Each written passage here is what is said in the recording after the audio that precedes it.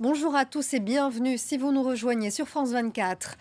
Éviter une Espagne ingouvernable, c'est l'enjeu de ces législatives anticipées. Les bureaux de vote ouvrent dans un peu moins d'une heure maintenant. Le pays retourne aux urnes pour la troisième fois en 3 ans. Selon les sondages, aucun parti ne semble en capacité de dégager une majorité. On se dirige donc vers de longues tractations pour former un gouvernement de coalition, mais aussi vers un retour de l'extrême droite. À Madrid, Menila Huet.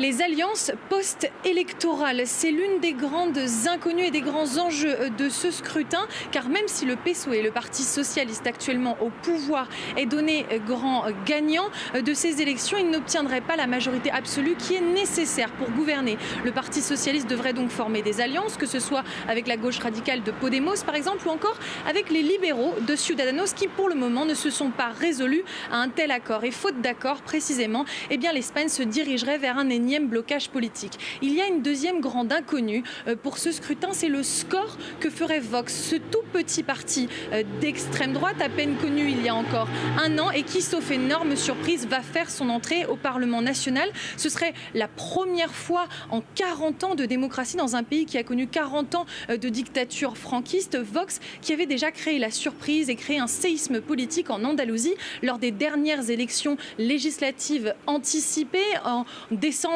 dernier, en obtenant 12 sièges de députés alors que les sondages lui accordaient très peu d'intention de vote.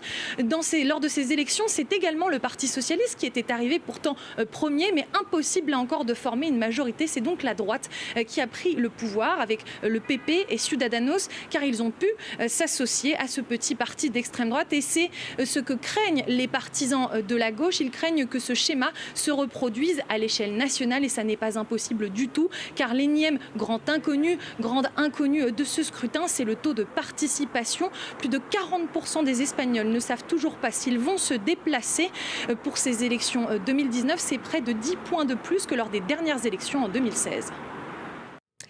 Dans cette campagne, il a beaucoup été question d'économie, préoccupation numéro 1 des Espagnols, mais aussi d'immigration, d'avortement ou encore, vous allez le voir, d'euthanasie, un thème qui s'est imposé avec une vidéo devenue virale en Espagne. On y voit un homme aider sa femme en phase terminale à mourir. Reportage à Madrid, Constance Meyer, Juliette Dubois avec Sandro Litens. Tu as toujours l'idée de te suicider ? Oui. Cette vidéo a fait le tour du monde. Maria José, une Espagnole qui pendant 30 ans a souffert d'une sclérose en plaques, demande à son mari Ángel de l'aider à mourir pour mettre fin à sa douleur. Il lui donne alors un médicament qu'elle a acheté sur Internet. Donne-moi tes mains pour montrer l'absence totale de souffrance. En Espagne, Ángel risque désormais 10 ans de prison. Il a décidé de médiatiser son histoire pour tenter de changer la loi sur l'euthanasie. Nous avions décidé de ne pas avoir d'enfants pour pouvoir profiter de la vie. Ça n'a pas été le cas.